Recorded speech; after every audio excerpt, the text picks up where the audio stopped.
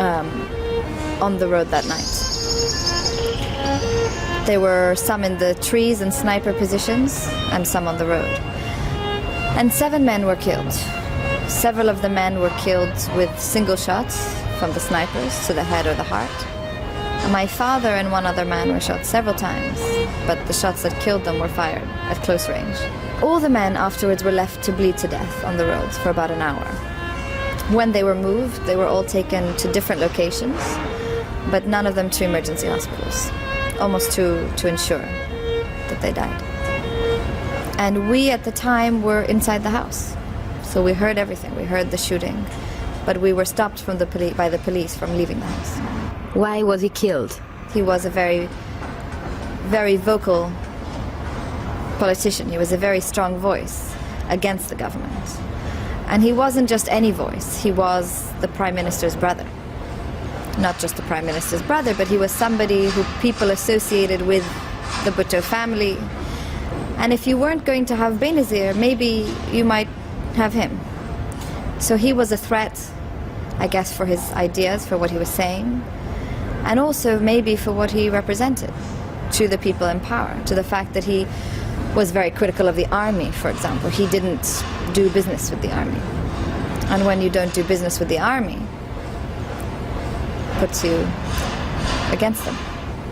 You write that Benazir Bhutto, your father's sister, and her husband, the actual president of Pakistan, Zardari, have a moral responsibility on the crime. Why? At the time that my father was killed, Prime Minister had empowered Benazir, that is, had empowered her police forces under this operation called Operation Cleanup, which sounds as awful as it was, really, which was to clean up the city of Karachi. And in the 1.5 year period that Operation Cleanup was in effect, some 3,000 men were murdered in the city of Karachi in exactly this way. And we called them encounter killings, which was that the police would turn up, they would say they were coming to arrest somebody. Of course, everybody at that time was a criminal or a terrorist, and that person would be killed, usually, shot many times to the back. I mean, it was very clear that it wasn't a crossfire or an incident. And the police would say, oh well, we tried to arrest them, but there was a problem. But really, they were extrajudicial murders. So at the time that this was happening, the city was on fire. This was how every day you woke up and the newspaper would tell you 12 people were killed yesterday in encounter killings. The police killed 7 men last week. And most magazines would run tallies, like body counts. And the Prime Minister, in allowing this, had subverted the rule of law. I mean, if somebody is guilty, you arrest them, you take them to court. There were no courts at this time. It was just the police. And not only did she allow this, but she congratulated, she protected, and she supported these police officers. And she's on record as saying they were doing the right thing. So she created an atmosphere of almost orgiastic violence. There was no safety against it. In the Western world, Benazir Bhutto is a synonymous of democracy. Why do you think? Well, she was the first woman of a Muslim country to be elected as a head of state. And she was a very a good picture. I mean, it was very impressive. A young woman, an educated woman, a woman who spoke English, who was like them. But if you look at actually her record on the ground, Benazir was thought of as a Democrat, but she had declared herself the chairperson for life of her own political party, the Pakistan People's Party, which is something like you get in North Korea. Her government made no laws. They passed no legislation in the country. They didn't remove any legislation. They didn't do anything. She was a 2-time woman prime minister who didn't remove the hudud laws.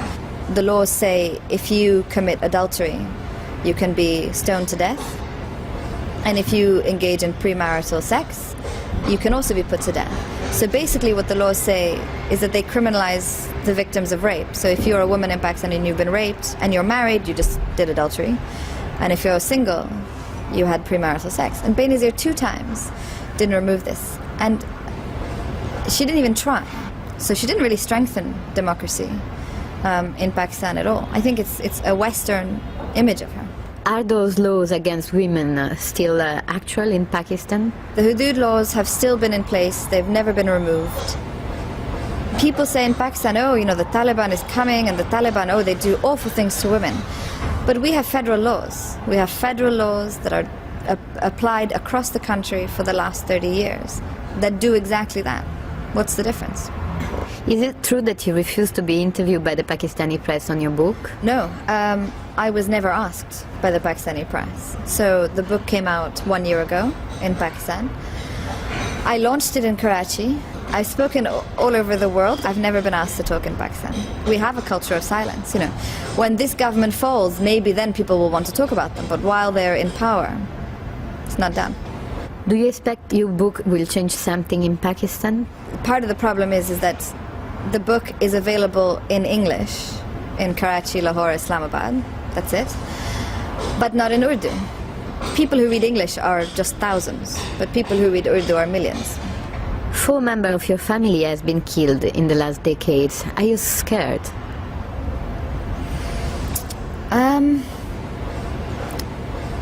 Yeah, well, you know, if it was just the family, one might say, oh, well, it's because of the family, or it's because of the politics, or it's because of what happened. But it's not just the family. I mean, this is a country where every day people are killed. Whether they're students, or they're lawyers, or they're journalists, or they're politicians. There's a history of political assassinations, and then there's a history of assassinations. I mean, that makes me scared, that it's everywhere, and it's anyone. How do you live in Karachi? Are you free to hang around, or you're under protection? Well, it changes. At the moment, it's not very free. At the moment, I have very restricted movements. Clearly, this is a government that exists only on the blood of my family. It's a government that exists because it has hijacked, really, a name. And when you actually have that name, and you say that this is wrong, or you say, you know, what the government is doing is expedient, or it's unjust, it makes it a problem. I not only speak about the corruption of the government, but the current president, until he became president, was accused in my father's murder case. He was standing trial. He probably would like people not to remember this kind of stuff. Are you religious? No. I was always secular. There are many Pakistanis who think that religion is a totally private matter and it doesn't have a place in public life. So I guess you don't believe in an Islamic state? I don't believe in any religious state, really. I mean, Pakistan is an Islamic state in name, but when it was founded, you know, the founder of Pakistan said that this is the state that was founded for Muslims, but it's also a state that has its doors open for Hindus and for Christians and for Sikhs and for Jains. And it's not only Muslims that will have the freedom to go to their mosques in our new country, but also all these other religions. And this is a speech, by the way, that nobody talks about anymore. I mean, we know it because we can go online, we can read books, but they don't talk about this. Does the internet change the situation of the people in your country? In some ways, the stuff that the Pakistani papers don't print, we can find online. But the problem also is that we have a country that's largely illiterate. So you have, officially I think the literacy rate is around 40%, but the only qualification for literacy is the ability to write your name. So if I can write Fatima, it means I'm literate. And access to computers is difficult. If people had more access to computers, you know, it happens now, you see it around Africa, there's a new kind of literacy, a literacy that works with SMS and works with email. That's not like reading books, but it teaches people at least a mode of communication. That hasn't really happened in Pakistan yet, but hopefully it's something that will happen because the need is really great. And in most small towns you go to, there is a cyber cafe. Maybe people only play games on the computers, but it's something. Do you believe in socialism or in a free market? You know, especially in a place like Pakistan where you know that the wealth of the country, whether it's the land or the industry or the resources, is owned by 5 people. Socialism becomes a very attractive philosophy. Ideally, maybe you have a mix, you have a mixed economy. At the moment, though, in Pakistan, you probably need more of socialist restructuring. Actually, Pakistan is an ally of the United States, but at the same time it hosts many terroristic organizations.